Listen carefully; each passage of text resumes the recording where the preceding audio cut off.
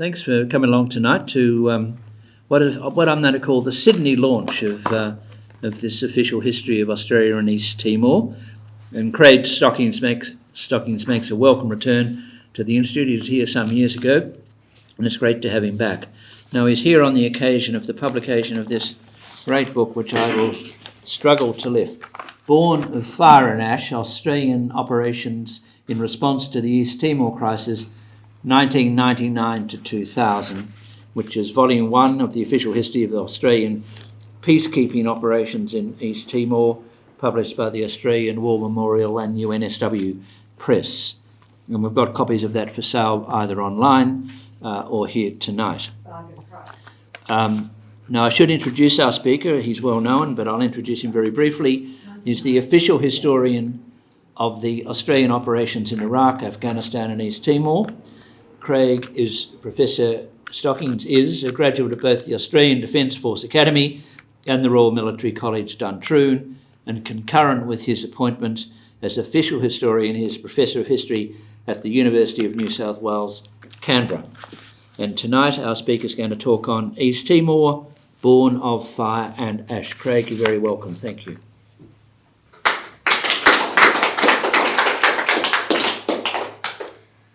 I guess, colleagues and friends, all at once tonight I find myself excited. I'm honoured to be here, and I'm also relieved. And I'm relieved because there's been many occasions in the last 5 years I thought perhaps we would never have the opportunity to gather together for an event such as this one. That is, at a certain point, and in my more solemn moments along what's been an interesting road, I was never certain the book we see to my left here would exist, or would exist in a form that's readable or releasable to the public. That it is, in my mind at least, is a cause for celebration. So I relish then the opportunity to talk to you all about Born of Fire and Ash, the first, as Gerard mentioned, the first volume of the official history of Australian operations in Iraq and Afghanistan and Australian peacekeeping operations in East Timor, the first of 6 volumes in this particular official history series. My thanks, of course, for the invitation, Gerard and the Sydney Institute. My thanks to you all for turning up and for me having the chance to talk to you about this book and the sometimes rocky path that we took to produce it. But I think the best point to start here is to quickly describe what official history really means, why this book is different from those who come before it on similar topics, and why it will be different from those that follow. For the writing of official history in Australia, one and all, has a more than a century-old tradition behind it. It's an institution tied intimately to the Australian War Memorial, which was mentioned, which has sponsored such work from the time the memorial was conceived. Yet the projects themselves have always been commissioned directly by the government of the day. As such, then, they are histories of and for all Australians. They're detailed, they're chronological records of all services and theatres, and constitute, at least in my mind, a really important resource for readers at all levels, be they scholars, veterans, or the general public. They are, again, in my opinion at least, forgive me, enduring assets. They're comprehensive, they're authoritative. That's the purpose. They are independent. And this last point is worth dwelling upon, for unlike similar projects across the Anglosphere, the Australian official history tradition is unique that these works are produced outside of the system. That is, no public service department, no agency controls the research or productions of these official history volumes. No one may direct the contents of these histories or unduly influence the official historian. In theory anyways, but I'll return to that idea a little bit later on. In this sense, official histories then are official only in as much as they're commissioned by the government as a national record of Australians' involvement in any particular conflict. Official historians, myself included, are granted access to the closed period and classified records of all relevant departments and intelligence agencies, yet the volumes remain the author's own interpretations and the judgments do not follow any particular government line. They are in this sense a record of government actions and decisions based on government sources, but they're not government stories, or means by which certain narratives can be perpetuated at the expense of others. The history is then a product of historical investigations by independent researchers. The government pays the bill, it doesn't decide what's between those covers. They're also the foundation, I think, these histories and frameworks for future historians. There will be whole crops of PhD students that make a living off telling us how we're wrong, and that's absolutely appropriate. They're an accessible, as I mentioned, source for the veteran community and the public to gain insight into the sorts of theatres under examination. And I think this is particularly important today, given what might be called a disconnection between Australia's wars of the 21st century and the Australian public. I think it's important too, given what might be described as certain mismatches between the public narrative events in East Timor and Iraq and Afghanistan and the historical evidence at hand. Our outlook has been straightforward. We have not self-censored. We've included the bad with the good because frictions and mistakes are as part of the historical record as are unbridled successes. Achievements in spite of institutional shortcomings enhance the legacy of those involved, not the reverse. So we've written it as we see it, and as the evidence trail has indicated, these volumes are intended to be truthful, not necessarily triumphal. Thus far, various Australian governments since 1901 have commissioned 6 separate series of official war histories, one for each of the major conflicts or areas of conflict in which Australian troops have been involved. You'll all know of the inaugural Official History of Australia War in the War of 1914-18, edited by the famous Charles Bean as the first official historian. Following Bean, the Official History of Australia's involvement in the Second World War represents one of the largest and the longest historical projects the country's ever seen, running from 1943 all the way up to 1977, and 22 separate volumes if memory serves. The third official history series was produced under the guiding hand of Professor Robert O'Neill, who was appointed as official history of a 2-volume Korean War series published in 1981 and 1985. Next, Professor Peter Edwards was appointed as the country's 4th official historian in 1982 to produce a series on Australian involvements in Southeast Asian conflicts from 1948 to 1975, including, of course, the Vietnam War. More recently, in 2004, Professor David Horner was commissioned to write a 5th official history series, this one relating to peacekeeping and post-Cold War operations. I, them, are the 6th person to wear this mantle, responsible, as I've noted, for East Timor and Iraq and Afghanistan from the period 1999 up to 2014. In my eyes, the national significance of this type of undertaking speaks for itself. Australia's involvement in the Middle East alone in the 21st century has been complex and it's been long-running. Well over 40,000, and people don't usually recognise that number, more than 40,000 Australian Defence Force and public service personnel have served or supported the deployments to the Middle East in the last 13 years of operations. Sadly, 44 died on active services in the theatres and hundreds more have been wounded, sometimes physically, sometimes psychologically. The social and military effects of these conflicts globally and within the nation has been profound.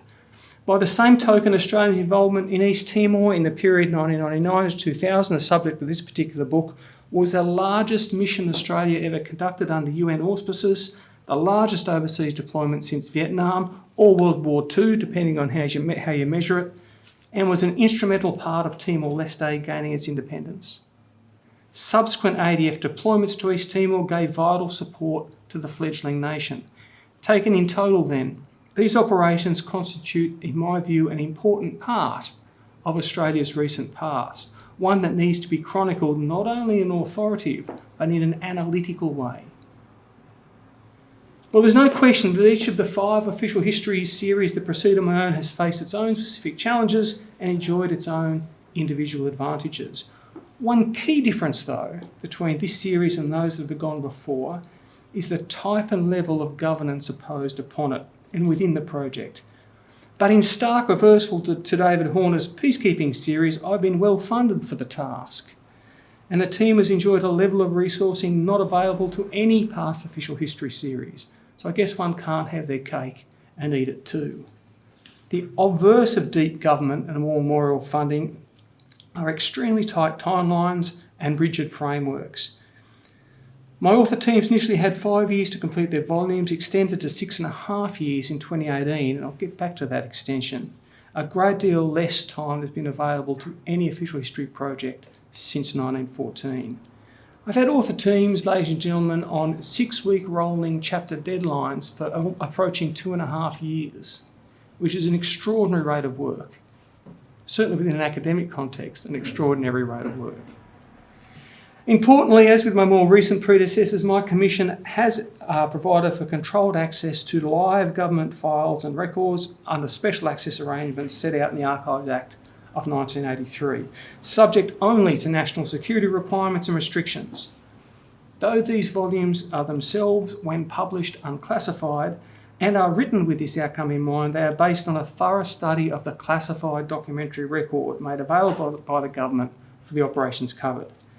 Material then excluded from myself or the official history team in whole or part is only that judged by the departments and agencies to be potentially damaging to Australian national security or national interests. Those agencies which have chosen to restrict their cooperation and access have done so on these grounds, but it has not been widespread, and I do not believe such omissions in any way have altered the conclusions that we might have reached or the stories we might have written in any fundamental manner. Ladies and gentlemen, in terms of this volume itself, I'm not too proud to stand in front of you this evening and tell you it was a difficult undertaking. Difficult, in truth, on 3 levels. In practical terms, in psychological terms, and on an emotional level too.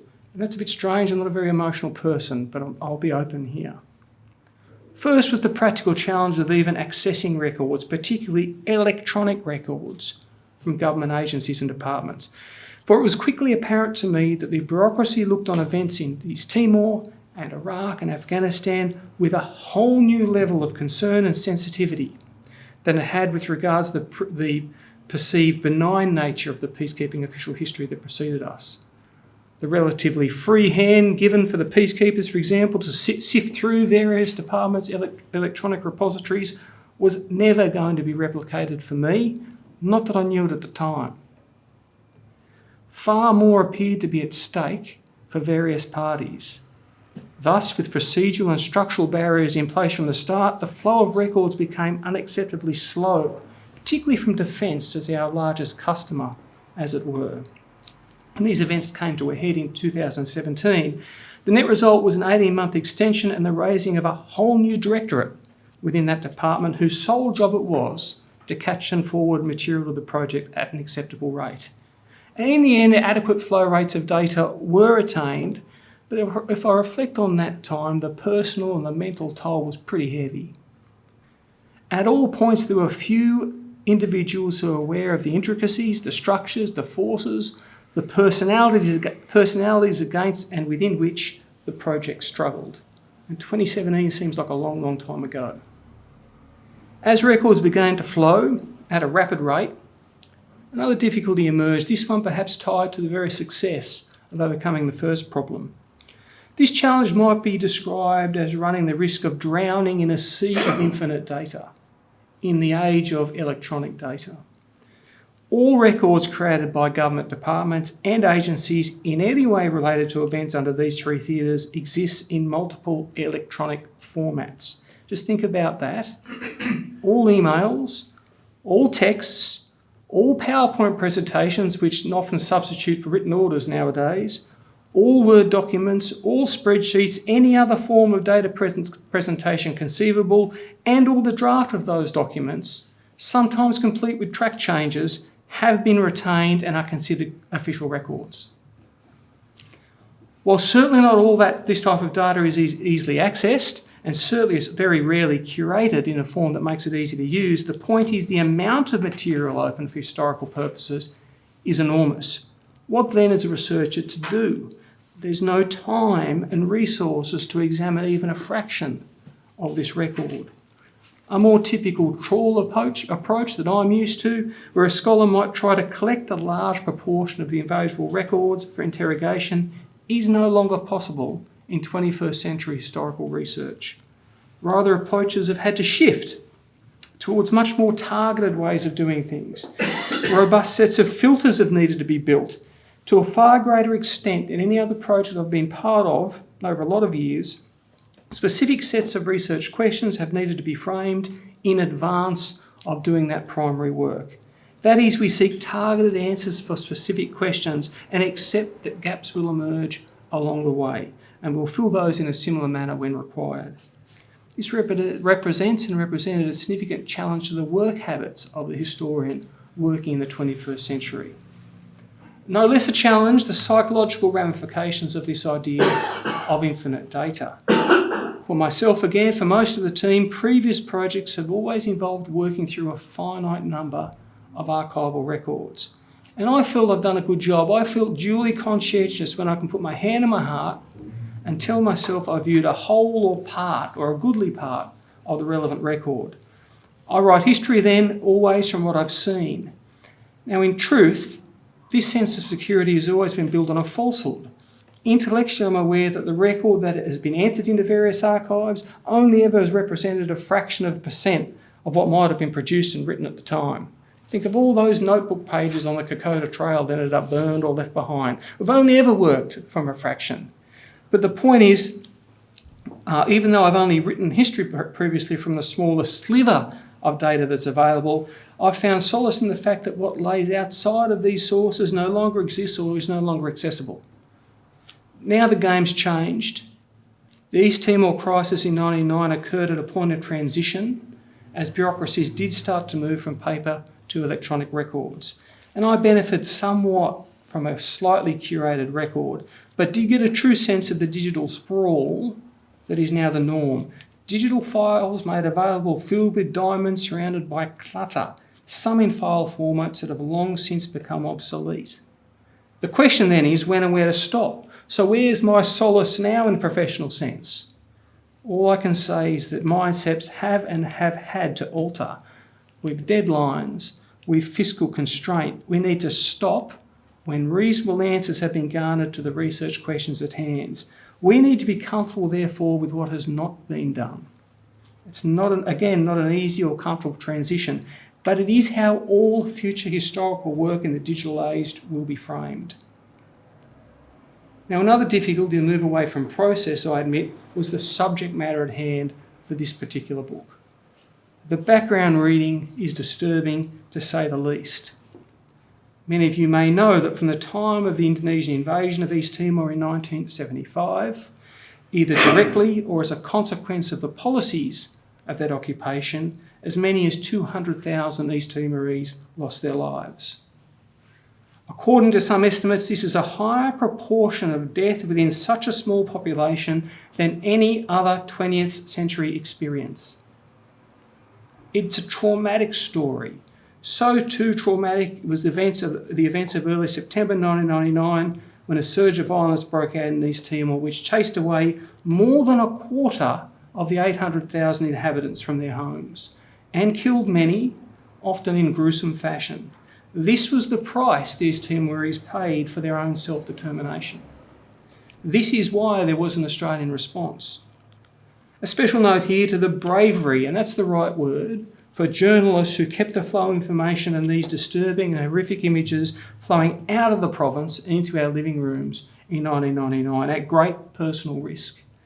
Scenes of destruction shocked people across Australia, from the cabinet to the average person on the street, and helped make a response inevitable.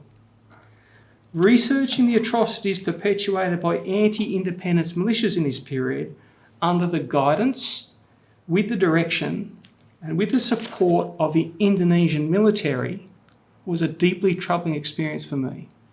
Yet this is history, and it's not always pleasant. Let me now address something of the elephant in the room. Despite some of the challenges I've listed to you, perhaps the most difficult, frustrating, and draining aspect of producing this volume had nothing to do with research or writing it. Rather, the bureaucratic process of clearing the book was the greatest challenge of all. In all, it took more than 3 years of negotiations, confrontations, and compromise to have the volume approved for publication in the form you see today. That was longer than it took to write. Of course, due to the nature of sources used in preparation, the draft volume was produced as a classified document for all of the appropriate reasons. It then entered a clearance process to ensure it contains no material inappropriate to release to the public domain. But this part of the process was relatively quick and frictionless and resulted in minimal changes, certainly none that came close to compromising the historical integrity of the volume. The area of ambiguity, though, was what might be understood as something of a blurred line between reasonable information security and institutional discomfort at various levels. This discomfort was very often about content, not classification. A very large part of those 3+ years of struggle were discussions, for example, of how much contextual and background material such a volume as this ought to contain. Now, my view is it needs to contain an amount of such material such that the average or public reader with no special background in East Timor should be able to make sense of the events of 1999. This included, for example, a longer-term survey of Australia's policy position with regards to the issue of East Timorese independence. This was never a view shared by all stakeholders. Indeed, it was vigorously contested by some. I remember one particular high-level meeting with very senior departmental representatives who congratulated me during this process on such a fine book, an excellent book, but then asked for the first 9 chapters to be removed on the grounds it should begin when the first Australian boot was on the ground in East Timor. A great way, perhaps, to avoid some uncomfortable policy truths, but no way to write history. From here, the back and forth began with agreements reached often only to have different sets of judges raise different objections. Even once the book was produced and about to be released, there remained echoes of arguments long past. The memorial itself did not have a book launch for this volume, a remarkable and unprecedented decision, though it did have an event a fortnight ago to mark the existence of the book, which was quite a nice event. Ladies and gentlemen, more broadly now that we're done, I'm sometimes asked what were the main themes or threads that emerged in the writing of this particular volume. Well, there are many, but let me share with you just 2, one from a veteran's perspective and one from a policy perspective. If I were to point to one common refrain from most of the veterans we interviewed for this volume, and it was well more than 250 for this particular volume, it would be a certain duality of feelings about their experiences in East Timor. First of all, most are rightly proud of their efforts during this deployment. The idea of helping the Timorese remains a source of true professional satisfaction and personal pride. Witnessing the transition of Dili as a city in flames to one that was starting to rebuild in early 2000 sticks out in the minds of many, as do the smiling faces of East Timorese children and the grateful waves of their parents. At the same time, though, there is discomfort. It did not take long for the average serviceman or servicewoman, too busy with the task at hand to be concerned with high policy or strategic calculations, to understand the terrible acts of violence so recently committed and to understand who was responsible. Indeed, these Timorese often went out of their way to point out the perpetrators to ADF members. At the same time, these members were then often asked to work with, to conduct joint patrols, for example, the Indonesian counterparts, in the full knowledge the role of the latter had played. It was a type of friction then, it's a type of friction now that few have reconciled. Now, I've tended not throughout this process to have talked much about my own experiences in East Timor, and that's appropriate because as such a junior officer, my recollections were of very little use to the production of this volume. But I did speak recently with some personal flavour to an ABC interview, and I'll do so now, because I think it highlights some of the challenges pertinent when dealing with a human tragedy on the scale of East Timor. In this case, my infantry company was stationed in a small town of Mimo on the border with Indonesia, close to the regional hub of Maliana. On one particular day, part of the company was conducting a small medical clinic for some of the locals who'd been gradually returning to the decimated and actually still smouldering village. I was observing events as the company medic and some other soldiers were administering as best they could to the sick and injured. And suddenly a woman's desperate and pleading voice rang out, and a young mother with a baby in her arms came running towards us, just as some local men were trying unsuccessfully to restrain her sobbing advance. She was distraught with fear or with grief. I didn't initially know which. When she made it to where I was standing, she pushed forth her baby wrapped tight, which she'd been holding very close to her chest. I couldn't understand her panicked words, of course, but it seemed clear that she wanted help for her child. The baby, though, was dead. A large contusion on its forehead made it clear that it had been struck, we later found out, by militiamen. There was nothing that could be done. The feeling of powerlessness was remarkable, and this was part of the experience of many veterans in East Timor in 1999. At a policy level, let me say just this. One very interesting general observation will be the degree by which the public narrative about Australia's role in East Timor in 1999 has drifted from what might be called the historical truth of events. Much capital appears to be made by many in the 2 decades that followed based on the idea of the nobility and the morality of defending the rights of the East Timorese to have their own self-determination and defending them physically, of course, from the violence perpetuated against them by Indonesian-backed militias.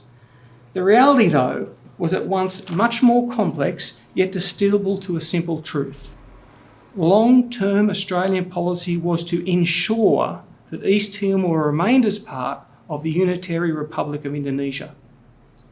This was consistent and constant even after Indonesian President Habibie's unexpected announcement on a referendum as to the political fate of the new nation. That the final result was independence must therefore be understood as a significant policy failure for Australia. This is not to suggest that this long-term policy towards East Timor was without its realpolitik logic.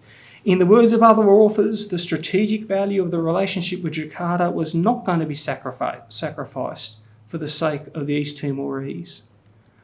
A small and potentially mendicant state to the north was never seen to be in Australia's national interest, nor the potential fragmentation or balkanisation of Indonesia in the context of the Asian financial crisis. As this volume makes clear, Australian policy in East Timor in 1999 was far more complex than many existing accounts allow, but it was always guided by this realist and this realpolitik foreign policy logic. One, though, that was at odds in 1999 with how much of the Australian public saw the world and this nation's place within it. These two very different viewpoints did become aligned in September 1999. Policy did change at this point when it was clear that there was no other option than a military intervention. Then the full government and policy apparatus swung in behind that requirement, but not by choice. Rather because of a series of events outside of Canberra-based bureaucratic control. As a historian, I observe, in such instances where there is such a divergence between public policy and the public will, there is invariably a reckoning. I'm no policymaker, I don't pretend to be, but significant variances like this are a dangerous phenomenon and they tend not to last. Well, the second question I'm occasionally asked is, what is the most surprising or specific discovery that was found during the process of research and writing the volume? To this question, I know one of the most startling individual findings for me was connected to Prime Minister Howard's famous letter to President Habibie of December 1998. Often portrayed as a significant government policy change, it was in fact nothing of the sort, despite claims to the contrary later on. Now, this letter from the Prime Minister suggests that Indonesia might consider granting East Timor a type of special status with a built-in review mechanism to be connected to self-determination in some future and unspecified date. So start a process, much like the case was in New Caledonia, that might result in some distant future with an act of self-determination. Mr. Howard never advocated independence in his letter. Why would he? That was not the nation's position. Now, the boon here was if such a non-specific process was begun, it might just take the heat out of the East Timor issue. It might remove the burr under the saddle, if you like, and smooth the relationship with Jakarta. For his part, President Habibie wanted none of it. He wanted to solve the East Timor problem, described by his policy aides as the albatross around Indonesia's neck. Seen by him and his advisors as a money sink, but not seen that way by the Indonesian Armed Forces. Habibie had already announced in June 1998 that he was ready to consider a special status for East Timor, so Mr Howe's suggestion wasn't new. After a great deal of hollow bluster about Australian imperialist meddling aimed at domestic Indonesian audience, a fateful cabinet meeting in Jakarta on the 27th of January of 1999 saw the President brandish the letter sent by Prime Minister Howard the previous month and suggesting that now, contrary to the advice given by the Australian Prime Minister, after a brief period of consultation, there would now be an act of determination to decide East Timor's political fate. The rest is history. Now, the remarkable facet about this process in my eyes was the fact that the letter itself was drafted by a small coterie of Department of Foreign Affairs and Trade and Department of Prime Minister and Cabinet officials and communicated by Mr Downer to Mr Howard as a great idea. At no point did anyone think to include the Department of Defence in this process. Indeed, to his considerable chagrin, the Acting Secretary of Defence found out about the letter's existence only after it had been sent. I think this is remarkable, given the role Defence was expected to play by the end of that year. Now, this is important. Amidst all of the difficulties I've listed and discussed, let me underscore one critical counterpoint, and that is the International Force East Timor, or Interfet, was a resounding success. It's a story which all veterans and the wider community ought to be proud.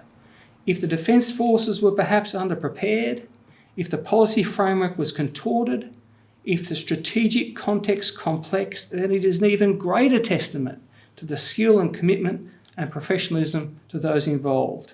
For it's one thing, as I mentioned, to succeed when everything's running smoothly, it's another to do so under significant pressure and despite faults in the system. So as far as I'm concerned, double praise to all involved, not just those who deployed to East Timor, but the thousands back in Australia who worked to support that deployment.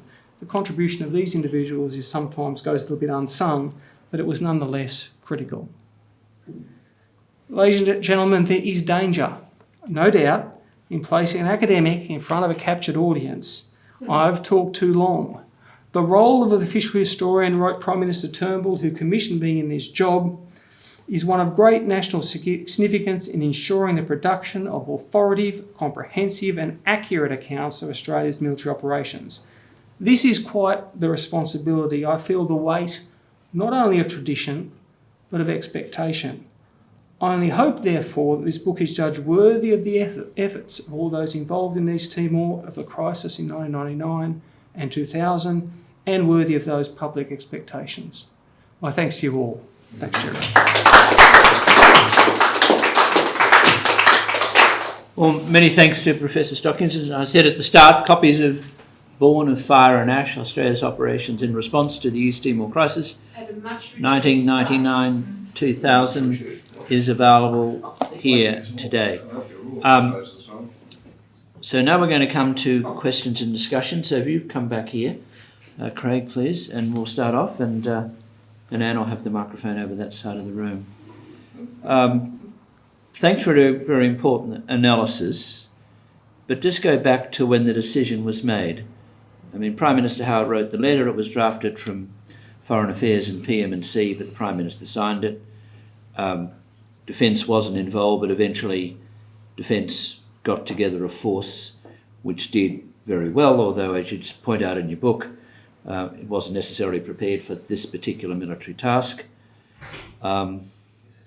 And it all worked out pretty well. Now, going back, don't most policy decisions in government in big events, most of them start off as a bit of a mess, don't they? I mean, there's never been a very clear idea about what people do if they go into war. I mean, this wasn't a war, this was a peacekeeping force, as you know, but isn't it all a bit messy? I mean, is there any particular facts that are particularly messy here, or is this just part of the fog of what people call the fog of war or the fog of peacekeeping? Let me just come back to here and Thanks, talk to you Gerard. back at the room. To respond to that question, I think the most remarkable thing about Australian policy towards the East Timor question was its consistency and its clarity. There were no dissenting voices in Canberra about the correct policy that ought to be applied to this problem, and I've described what that policy was. There was never lacked logic, but 20,000 people marched in Sydney here, 40,000 in Melbourne, demanding a military intervention, if you can remember back then, in the post-Vietnam environment. Remarkable. This is what I mean when I talk about our divergence between public policy and the public will, and how that came crashing back together. Look, as far as defences preparedness goes, I make the observation after what were a couple of decades worth of cost cutting in the name of efficiency, is that efficiency doesn't always mean cost cutting, and the reverse. The Defence Forces weren't prepared to deploy and support the scale of force that was required in East Timor, and this was a permissive environment. The decisions were made not to contest that lodgement were made before the force ever went. In fact, I go one step further. There are a couple of boxes that need to be checked before interfet was ever real. One of which, for example, was an unlimited American offer of insurance that existed. Another one was the East Timorese agreed. That was the case. So these decisions whether what was going to happen on the ground unfolded before soldiers arrived on the ground, hence my point about the importance of talking about the political context. That doesn't mean that an incident couldn't have happened during interfet, that someone could have got shot at any moment. In fact, if we'd have followed our own rules of engagement, there would have been a heck of a lot more shooting incidents. But there was never going to be a fight with the corporate entity of ABRI or TNI, because that was already decided. Just for those who are young enough not to remember, TNI. I'm not going to pretend to pronounce the In acronym. English. The Indonesian Armed Forces. Okay. All right, just stay here where you don't move. Just stay. Will do. Okay. Come. Okay. And. Just following on from that, and having lived through all of this, it was an extraordinary moment for an Australian of my generation. We'd had such a long period when our defence forces hadn't really been engaged in much at all, and then they're suddenly off to this campaign in East Timor. And looking at it, it was terribly successful. It was amazingly successful. And I just wonder if you could give us some idea of what it was about the Australian leadership and the fact that it was a peacekeeping force and the fact that Australia was involved that made it so special, because it did achieve the end in very difficult circumstances, and maybe it was because they had cutbacks. I don't know. Look, there's a tradition within the ADF to make things work despite the circumstances. That was very much present, and we fell over the line in East Timor without any opposition. There were 2 people qualified to operate a petrol pump in Dili at the time. That's a significant point of failure had one of them got sick. There was no ammunition. It took 6 weeks to get water. We were living off water from the Coca-Cola factory in Darwin. Defence was hollowed out. Leadership-wise, and I would never take anything away from the job done by General Cosgrove and the senior bureaucrats and politicians at the time, they made it work. And it was remarkable in the way that it did work despite the obstacles in its place. But I do make the point that in retrospect, not that we knew that at the time, some people knew it at the time, but as a historian in retrospect, the outcome was in many ways predetermined because the decisions not to challenge in effect had already been made. There was always risk, as I've mentioned. I'm often people raise the fact that it was just the professional demeanour and the technology of the Australian soldiers on the ground and the labs which provided such a deterrent effect. Yeah, maybe, but the decision had already been made.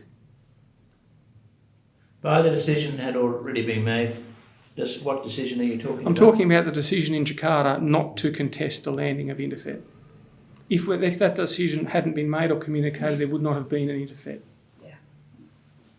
One military man put it to me at the time that we went there, taking your point about the petrol pump, not equipped to project force overseas because there was nowhere to get petrol, there was nowhere to get supplies. It was a very, very underdeveloped part of the world, and it was sort of touch and go for those particular reasons, apart from a resistance. And then another senior military person at the same time, just after it was all over, said, well, you go on military activities with what you got. But you're saying that because of the rundown over that period through the 70s through into the 80s and into the 80s into the 90s, we weren't prepared. I'll be more specific. The white paper asked Defence to be able to provide a brigade level group of forces, which is a significant amount, 5,000 troops, overseas for an ill-defined amount of time. The ADF was not able to do that. It barely was able to sustain East Timor. You don't get any closer to the Australian mainland than East Timor. People were riding back home and getting their rear echelons and others to post parts forward using Australia Post to make it work. This is not a criticism of those involved, that's just the reality of how things were. Back to Ann's question, I think it's interesting to reflect on how much that success and all of the political capital and social capital that came out of that, how much influence might that have had on decisions to go next time, is the interesting question. The time after. Had it not proceeded so well, perhaps those calculations might have been different. Because the national security apparatus, let's be frank, in Canberra was unpractised at this. Even committee structures are built on the run. There was no institutional memory of how to do this. So as I said at the end there, to me, double praise to all involved that it still worked despite those realities. Question? Do you want me to stand up? No. Anita, Craig, part of your answer has come to my question, which is one of capability and capacity. Not being in the forces, but of them at the time, I observed over that period that we're talking about, particularly the late 80s and into the 90s, the Army being the balancing item for the defence budget to pay for, to not a great deal, but help pay for F-111s and Collins-class submarines, and margin or not core assets or capabilities were stripped from the Army, particularly in logistics. And we've just talked about that. My view is that if the situation you've spoken about came 6 months later than it had, the Australian Defence Force would not have been able to mount the operation that it did. And that's one answer that I'd be interested in hearing your answer for. It may well be happening again. You may not wish to answer this, but we've now got enormous amounts of money for SSNs and F-35 fleets. Is the Army going to be once more the sacrificial lamb? I suspect in some regards, Owen, those discussions are already going on. There's only so much pie to be distributed, right? So I don't know anything more than that.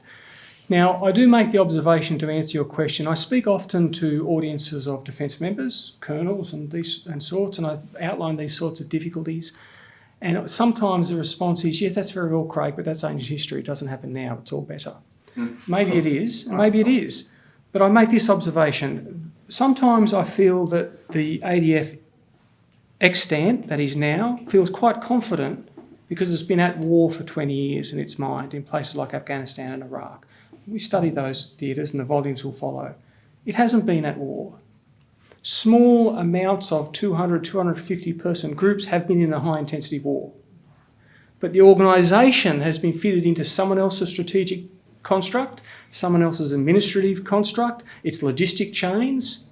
This is not deploying a force. This is taking a very small packet and giving it to somebody else to conduct operations. That's not to in any way cast aspersions on the roles played by the individual or the intensity of the experience they experience, because it's high.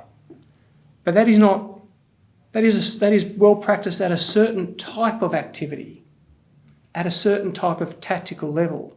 What hasn't been tested is logistics, theatre level command, Australian operational control of large-scale forces or area, the sorts of things that get mooted about now. The holiday from history is over and we're concerned about the Asia-Pacific and peer challenges. There's been no experience like that since East Timor, and that was uncontested. It's been a long time. So confidence may be well placed. What do I know? I'm a pointy head. Maybe not. Just on the decision, you mentioned the decision of President Habibie, and you looked at Australian material, you haven't looked at Indonesian material. Why do you think the President came to that decision that there would be no resistance to the arrival of Interfet? Oh, that's not a hard one to answer, Gerard. No, we didn't have Indonesian documents, so we did interview senior Indonesian policymakers at the time to give some sense of what was happening in the Indonesian cabinet room. I think if you may recall that President Clinton, before he left for APAC in August 1999, just before he got onto that really old Air Force One helicopter, made a comment that went something like, if Indonesia continues down this path, it faces a point of no return in international relations. That is about as strong a declaration of intent as is ever going to be found in open diplomacy. It was stop this nonsense or else. In the context of the Asian financial crisis, as I've mentioned, there was significant pressure put on by places like the IMF. I think Clinton's one of his aides' other comments that August was Indonesia threatens its recovery by continuing to act in this manner.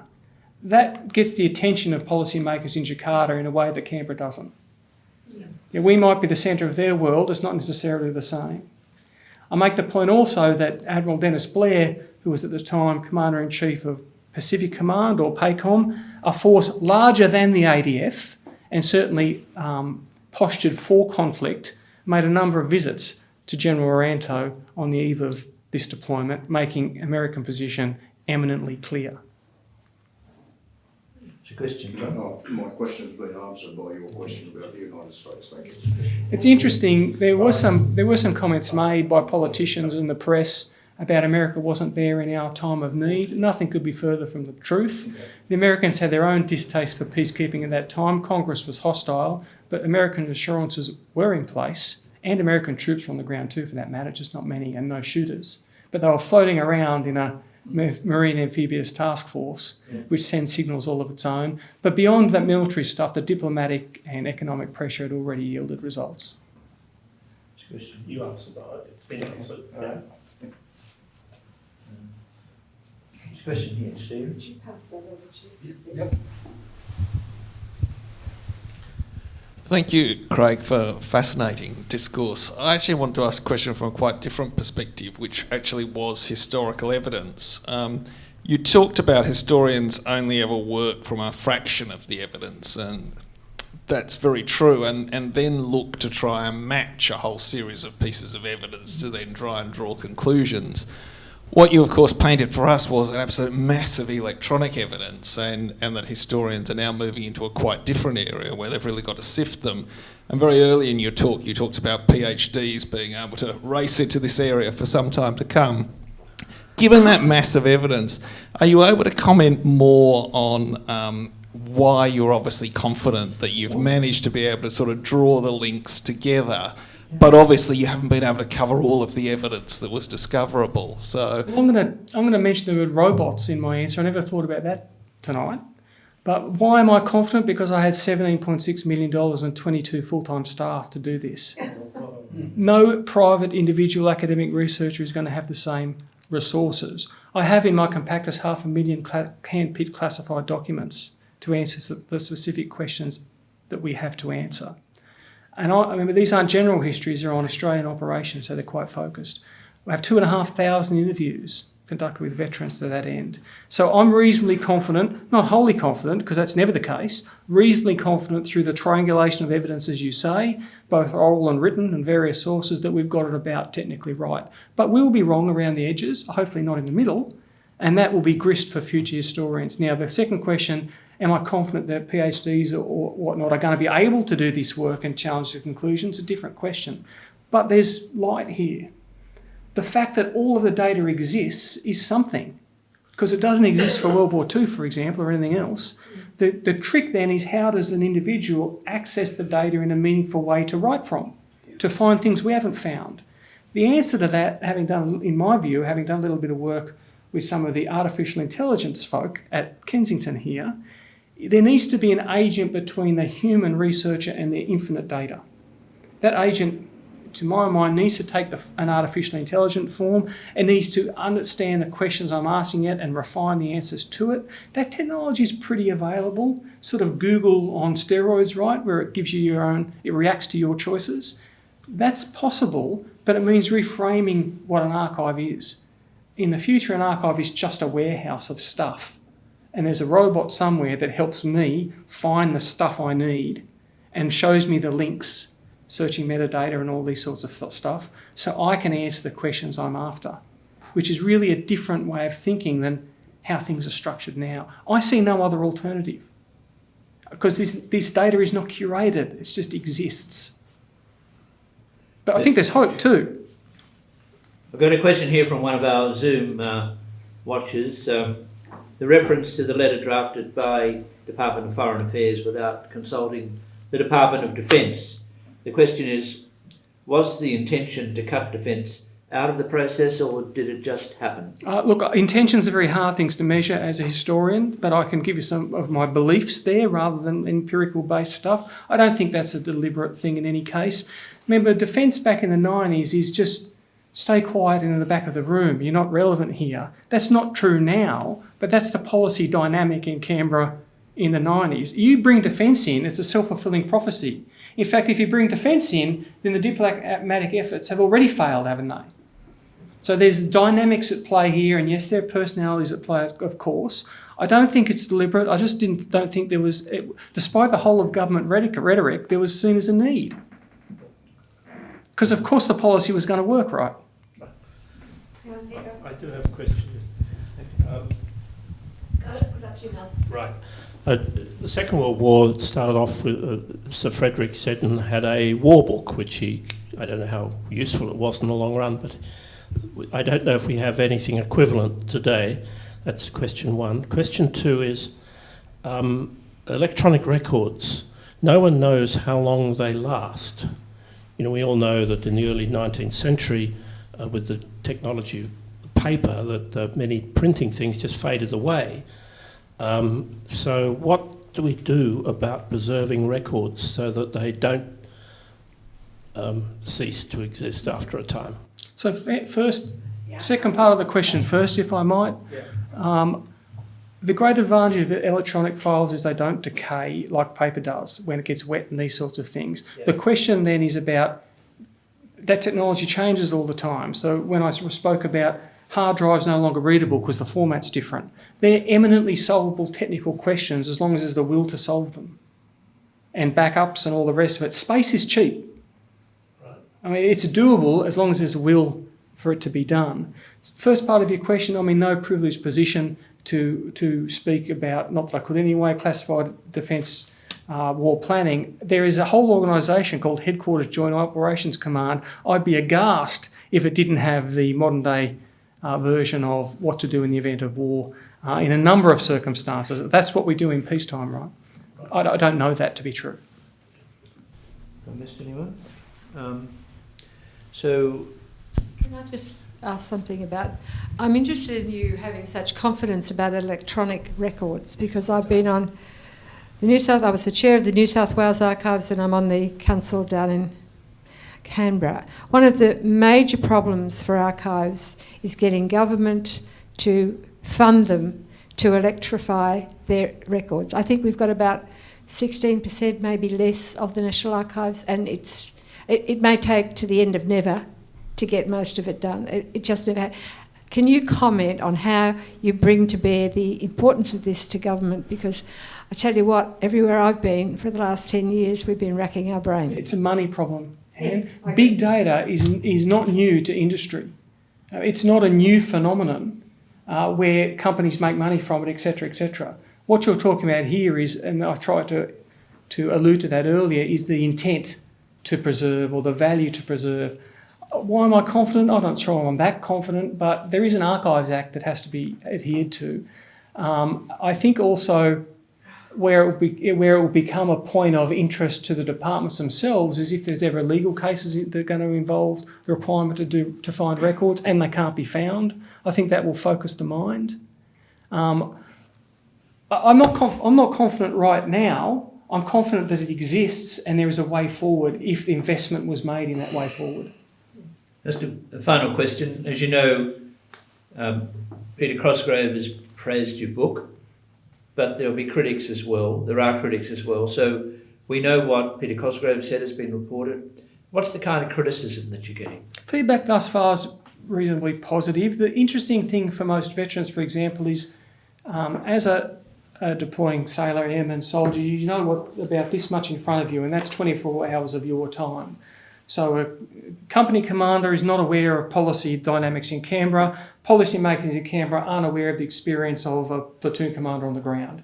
One of the power, I think, of these sorts of works is to bring that together. So one of the feedbacks I get often is, oh, that makes sense now. What appeared insane at the time on the ground actually has a reason that it was that way.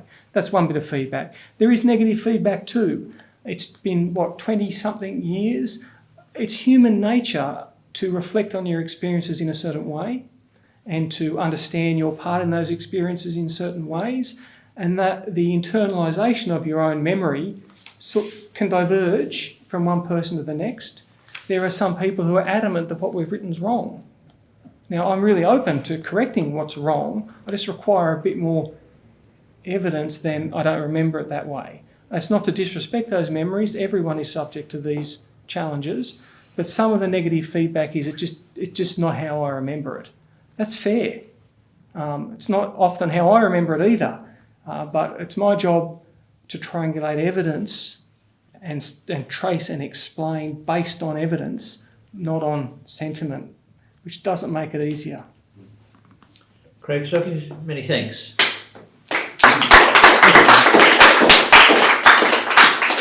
Well, many thanks for that. As I said, we've got copies of Born of Fire and Ash on sale tonight, and it'll be online later. And as you concluded your comments, you made a point about a book based on evidence, and that clearly with this quite massive book, and it's only volume 1, it's all based on evidence. And tonight you've given us your evidence and a lot of explanation about how you wrote the book. It is important that we have this book out and the next volume because, as Anne was saying and you said, it was a very successful operation, and all Australians should be aware of that. So for your contribution to that tonight, well done and thank you.